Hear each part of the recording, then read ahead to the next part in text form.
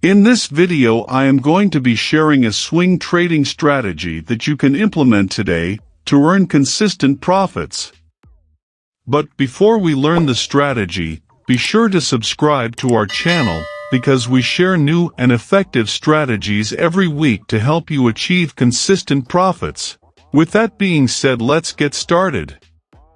First, let us understand what is swing trading. Just like day trading, swing trading is also a style of trading. The difference between a day trader and a swing trader is that a day trader will enter and exit the trade before the close of the market. On the other hand, a swing trader will hold a position overnight. On an average, a swing trade can last from 2 days to 2 months. New traders often get attracted to day trading at first, but soon they realize how difficult it is to make profits in day trading. This is because there is a lot of market noise on the lower time frames. As we go on higher time frames, the market noise decreases, and it becomes easy to interpret the momentum and trend of the market. For swing trading, we will use the daily time frame. Now, coming to the strategy, our goal with this strategy is to capture market swings that occur regularly in a particular asset. In other words, we want to capture a trend by entering the market on the pullbacks. To do so, we will use 3 indicators. Firstly, we will use 2 moving averages.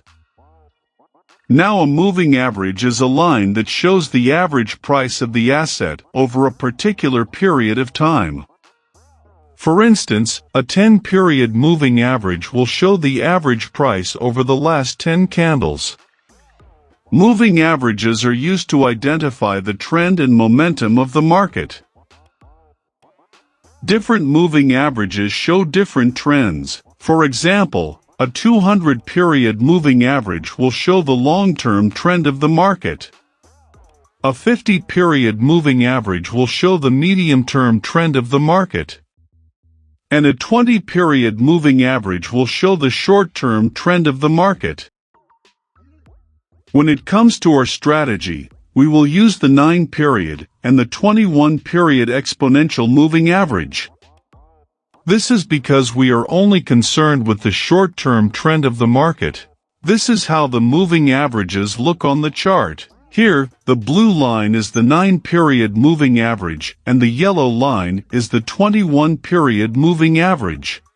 Now, in a strong uptrend, we will see the 9-period EMA will be above the 21-period EMA. Secondly, both the moving averages will be sloped upwards at a 45-degree angle. Another thing to take note of here is that in a trending environment, moving averages act as dynamic support and resistance. This means that price will bounce up from the moving average in an uptrend. When we see these signs of an uptrend, we will only be looking to go long. In other words, we will be looking to buy. In a short-term downtrend, the 9-period EMA will be below the 21-period EMA. And both the moving averages will be sloped downwards at a 45-degree angle. The moving averages will also provide strong resistance. This means that there will be strong rejection when the price touches the moving averages. These signs will indicate a strong downtrend, and in a downtrend like this, we will be looking for sell trades or shorting opportunities. This is how the moving average looks in a sideways market. As we can see, there is no clear direction of the trend. Hence, we see that both the moving averages do not show continuity in any direction. In fact, both the moving averages are virtually flat. The moving averages also give crossovers multiple times. In such a market condition, we want to avoid trading. Our strategy will not work in such market conditions. We need a trending market to trade this strategy. The third and last indicator that we will use is the relative strength index. The relative strength index is also known as the RSI. The RSI indicator shows the relative change in the price during a set period of time. For instance, the default 14-period RSI shows the relative change in the price over the last 14 candles. The value of the RSI revolves from 0 to 100, hence it is an oscillator. This means that like a pendulum, the value of the RSI revolves from 0 to 100 and vice versa. According to the basic rules, when the value of RSI is above 70, it is said to be in an overbought condition. This indicates that the market is above its true value and a downward move should follow. Similarly, when the value of RSI is below 30, it indicates an oversold condition. This means that the stock is below its true value. Hence, an uptrend should follow. When it comes to our strategy, we will use the 2-period RSI. Instead of using the 70 level for the overbought condition, we will use the 90 level for the overbought condition. Similarly, we will use the 10 level for the oversold conditions instead of the normal 30 level. Let us now look at the strategy itself. The basic premise of our strategy is finding confluence between the moving averages and the RSI. Let us understand this in detail. Buy setup.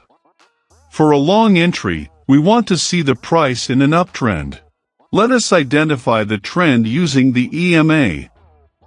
Firstly, we can see that the 9-period EMA is above the 21-period EMA. And both the moving averages are sloped upwards.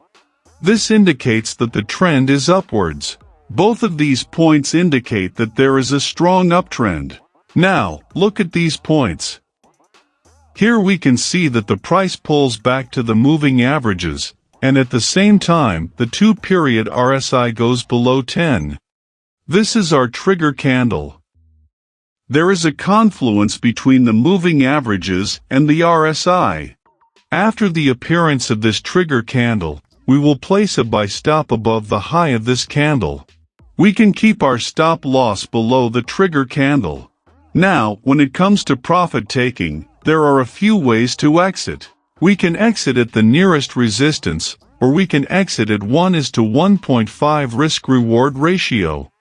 But the best way is to exit when the RSI hits 90 level.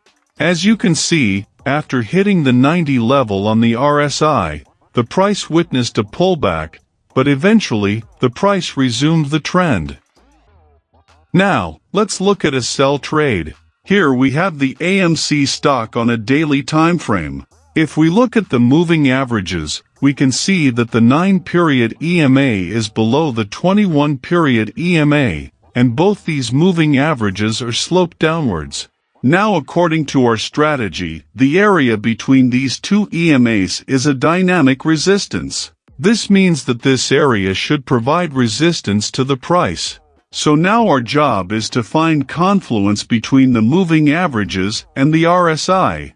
Here is the confluence. As we can see that the price makes a pullback upwards. As it reaches 21-period EMA, it finds resistance and creates a red candle. At the same time, the RSI value of the candle is above 90. This indicates that the pullback might be over, and the sellers are ready to push the price down again. So we will put a sell order below the low of this candle, and we will place our stop loss above the high of this candle. Now, if we keep a very tight stop loss, our chances of hitting the stop loss will be very high.